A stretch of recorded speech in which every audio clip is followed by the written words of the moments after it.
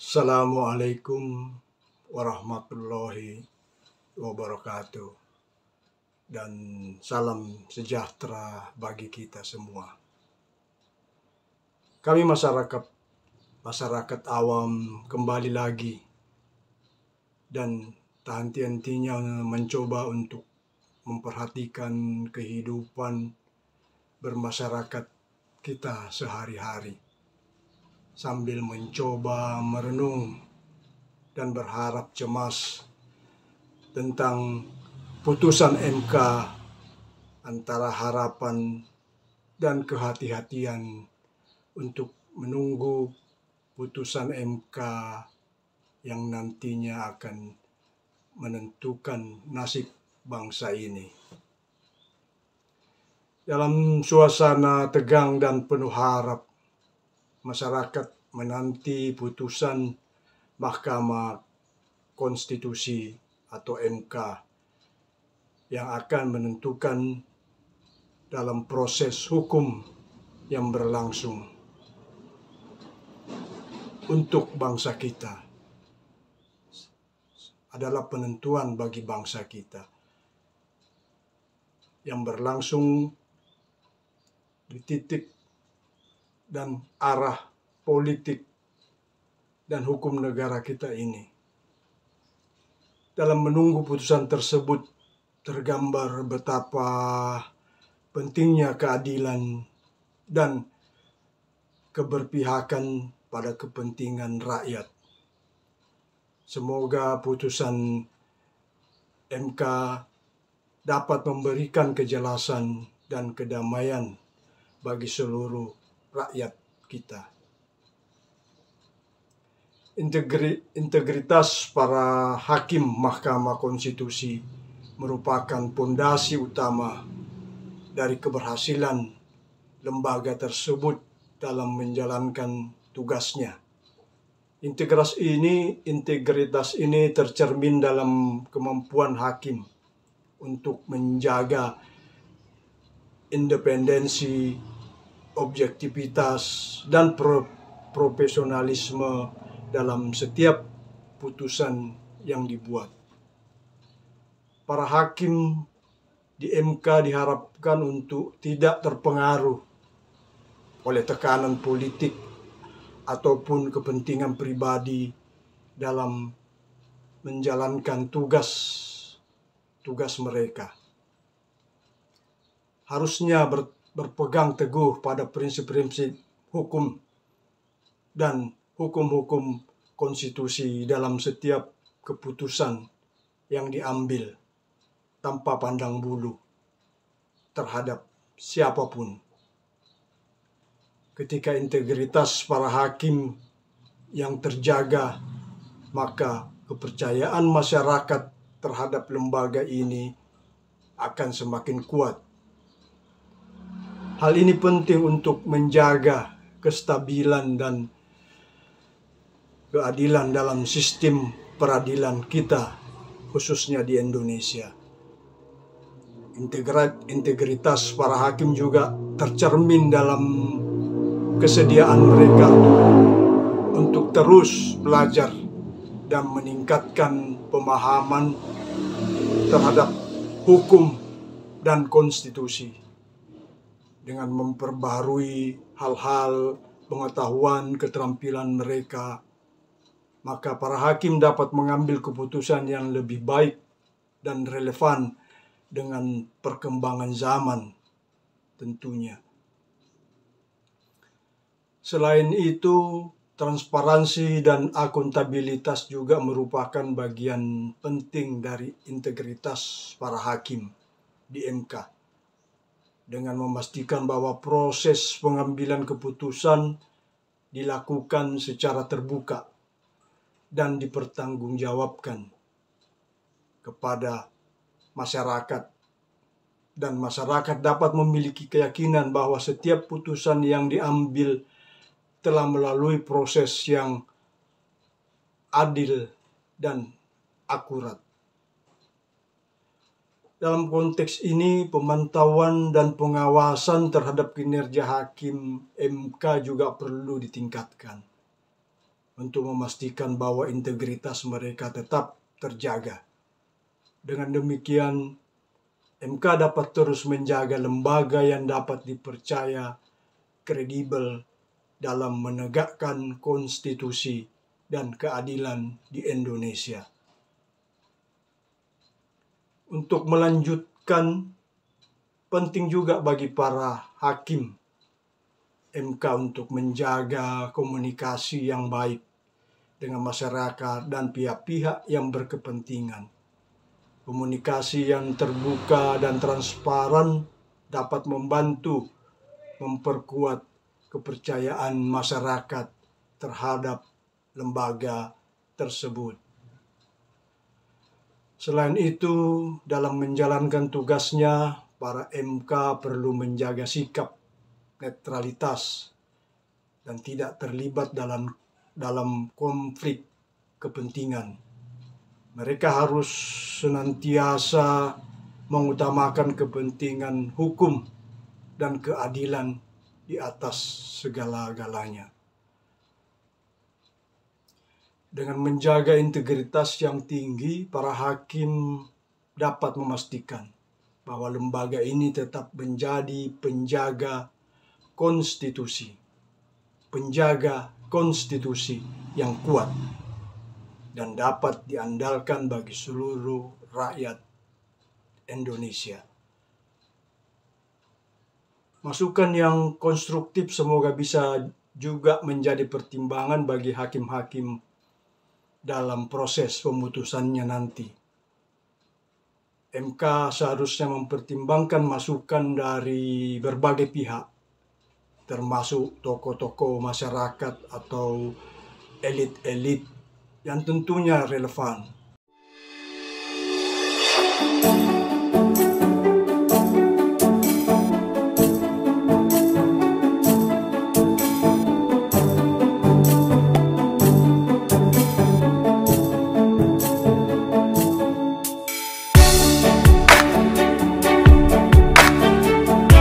Harus dimenangkan. Jadi 2024 harus dimenangkan. Kita tidak berbicara tentang politik identitas antara orang Islam dan bukan Islam, atau kanan dan kiri atau apapun. Yang sedang kita bicarakan sebetulnya adalah umat Islam di Indonesia dan seluruh umat agama lain di Indonesia punya hak untuk punya kesempatan maju seperti yang mereka mimpikan. Punya hak untuk membuat hidup mereka dan orang-orang yang mereka cintai itu baik di masa depan. Punya besok yang lebih baik dari hari ini, punya hari ini yang lebih baik dari kemarin. Hak itu yang harus diberikan. Hak itu yang harus ditunaikan. Nah, untuk itulah saya menyebutnya sebagai kemenangan. Jadi ketika kemudian pihak yang memperjuangkan haknya untuk punya kemajuan buat banyak orang, menebar manfaat dan maslahat bagi sebanyak mungkin orang bisa menang, maka kita sebut kita menang. Jadi pengertiannya begitu. Dan ketika kemudian ada kelompok-kelompok tertentu mempersempit target-target tadi dengan target-target yang sangat sempit, bahkan bukan hanya kelompok tapi keluarga, seolah-olah berbuat untuk bangsa tapi sedang membangun dinasti misalnya. Seolah-olah berbuat tapi bukan menundukkan masalah. Yang paling penting kan sekarang ini satu bahwa apa sih kecurangan? Itu harus kita definisikan dulu. Ya, apa itu kemenangan? Kan juga itu harus didefinisikan secara benar. Supaya tidak ada secara pragmatis gitu mengambil konklusi yang begitu sederhana. Di masalah yang menurut saya cukup memerlukan pemikiran dan penyikapan yang bijak dan baik. Ya. Kalau kekosongan penyikapan kenegarawanan, ya, itu kan sudah dimulai. Daripada kekosongan penyekapan kenegarawanan itu diawali justru sangat disayangkan oleh kepala negara, ya, kepala pemerintahan, ya. Sehingga turunannya ini kan derivasi semua, ya. Jadi kalau Anda bilang tadi kecurangan segala semua itu kan hanya derivasi. Sumbernya yang kita permasalahkan. Sumbernya dari mana nih, Mas ya itu dia, maksudnya sikap kenegarawan yang minim gitu kan, melahirkan yang namanya langkah-langkah politik animal. Saya terima. Boleh nggak saya tanya? Bagaimana cara menghasilkan angka itu? Angka namanya proses, suara, ya? Ya kan? Kalau ternyata ada indikasi bahwa munculnya angka ini dipertanyakan. Masa saya serta-merta harus mengatakan, saya terima, ya sebentar dulu, bukan saya menerima, saya terima. Kalau memang itu, ya saya kan sudah diajarin, terimalah hal yang barokah. Presiden Jokowi sudah ngakalin kita nih, semacam nipu nih. Apa tipuannya? Menambah jumlah provinsi baru dan langsung ikut pemilu, yaitu di Papua, 4 provinsi. Bagian dari kecurangan membentuk provinsi baru agar sebaran jumlah provinsi bertambah. Jumlah DPT di bawah kepala desa yang mengafiliasikan dirinya untuk mendukung Pak Prabowo itu jumlahnya 81 juta. Jadi suatu kecurangan masif yang melibatkan banyak struktur kenegaraan. Ini salah satu bentuk kecurangan di Mahkamah Konstitusi yang akan kita buktikan. Dan sudah ada alat bukti awal yang sangat mumpuni memperlihatkan keterlibatan Presiden dalam kecurangan pemilu. Presiden yang melakukan tindakan-tindakan tidak patut, terutama dalam ruang demokrasi, terutama pemilu, itu dapat sama bahwa kita tidak sepenuhnya popular vote di 50% lebih, tetapi ada sebaran 20 provinsi dengan 20% masing-masing. Nah, mereka sudah data nih, Bang. Mereka harus data bahwa 50% bisa dengan upaya curang sehabis-habisnya. Kan Abang lihat tuh, tidak ada kampanye yang signifikan, tidak ada program yang signifikan yang ditunjukkan dalam debat, tiba-tiba angkanya tetap naik. Iya. Nah, kan aneh ya. Harusnya ada sesuatu yang dibicarakan orang, menyebabkan orang, ya kita semakin yakin memilih Prabowo. Melalui Menteri Dalam Negeri, menentukan penjabat kepala daerah. Kenapa ini ada korelasi kecurangan? Ini banyak kaitannya. Dalam peta kita petakan berapa sih jumlah penjabat dan ditempatkan di mana. Lalu kita beri warna di peta. Kalau gubernur kita beri warna orange, kita lihat 20 gubernur yang sudah menjadi pejabat, itu merata di setiap pulau ada. Tetapi belum penuh wilayah itu. Tapi begitu kita kasih warna daerah-daerah yang terdiri dari penjabat bupati dan wali kota, penuh tuh Bang, dari Sabang sampai Merauke sudah ada penjabat-penjabat yang dilantik Presiden Joko Widodo. Problem Gibran, dia belum bisa memahami hakikat seorang pejabat publik, apalagi presiden dan cawapres, itu seharusnya bicara di level kebijakan. Bicara di level ideologi dan paradigma pembangunan. Keberadaan Gibran ini akan menjadi sebuah presiden buruk bagi proses demokrasi kita. Berkat etika lingkungan, Cak Imin saya beri B+, Pak Mahfud B. Gibran bisa F. Kesabaran publik akan habis, dan ya kemarahan itu akan lebih terkonsolidasi untuk perubahan. Kemarahan publik justru sesuatu yang saya selalu tunggu, dan itu yang kita harapkan jauh lebih baik daripada ketika publik apatis atau ketika publik isinya hanya memuja-muja penguasa.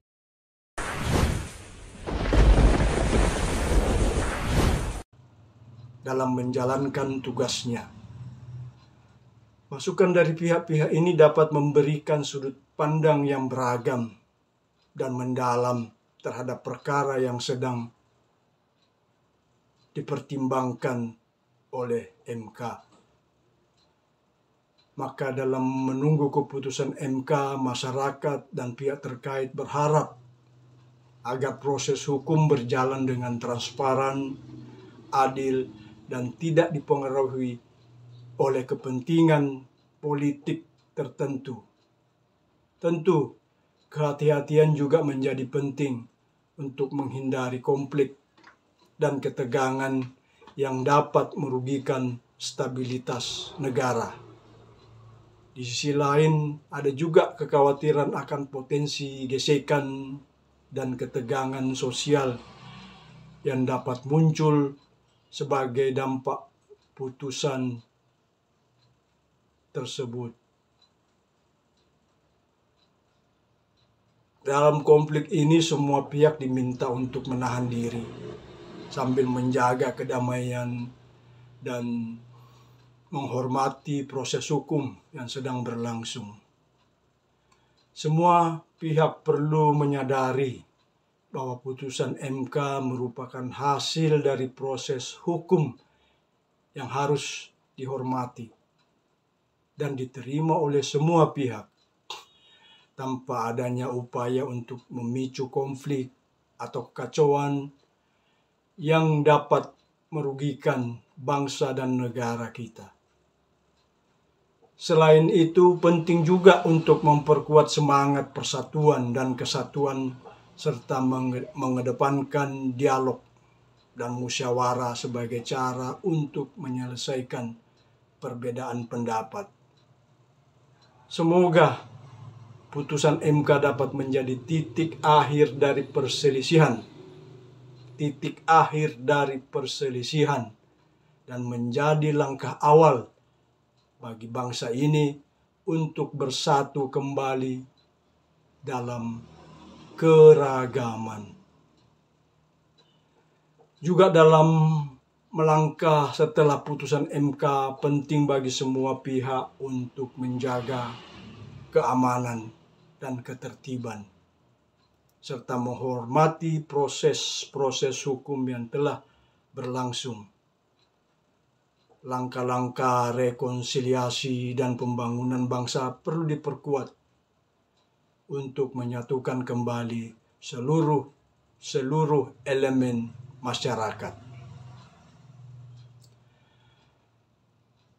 Momentum pasca putusan MK dapat dimanfaatkan nanti sebagai kesempatan untuk memperbaiki sistem politik dan hukum, serta meningkatkan partisipasi masyarakat dalam proses demokrasi.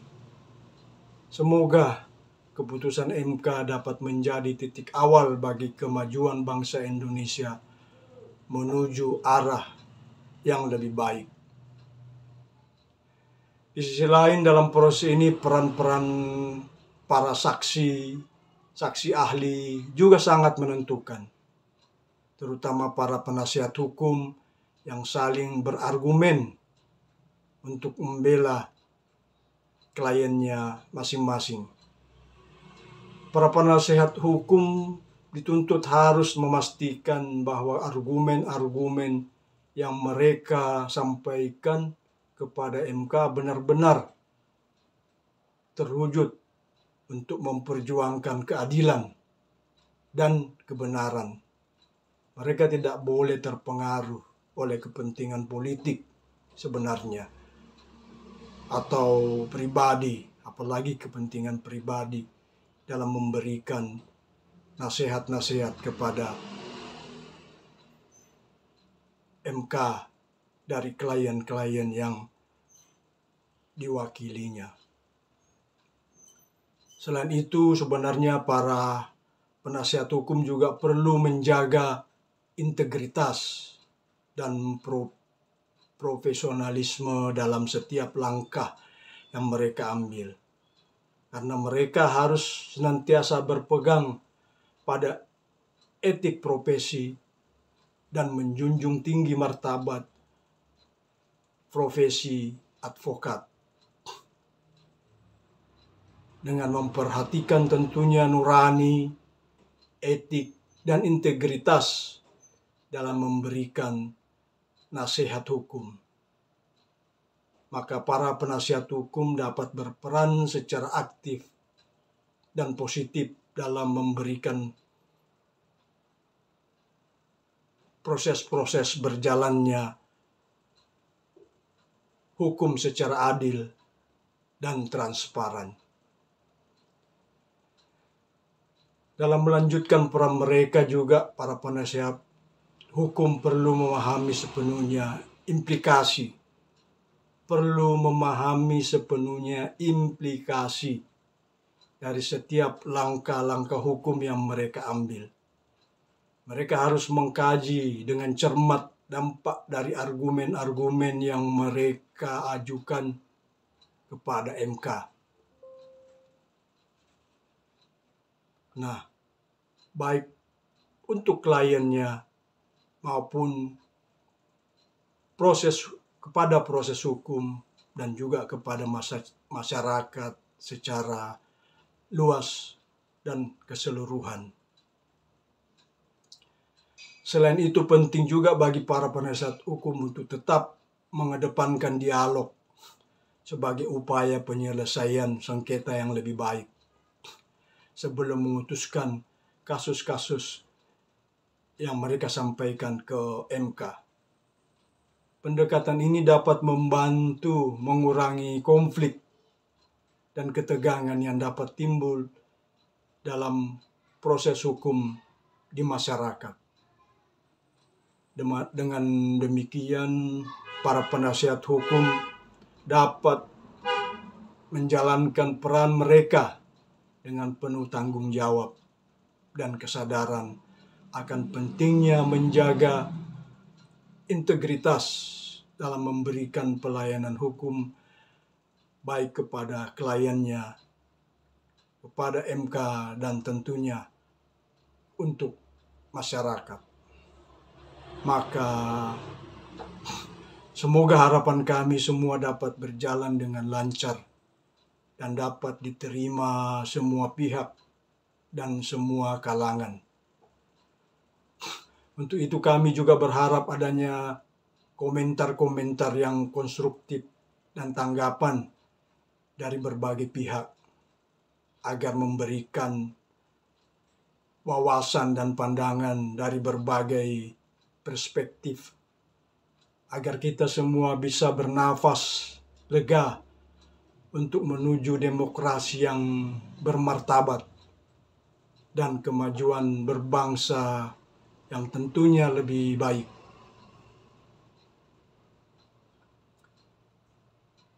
Pada channel ini kami berharap tanggapan-tanggapan itu disampaikan secara konstruktif agar kita semua saling menumbuhkan rasa kepedulian yang kuat untuk perubahan yang lebih baik ke depan. Maka demikianlah harapan kami. Semoga kita semua berprasangka baik dan jernih. Demikian. Assalamualaikum warahmatullahi wabarakatuh.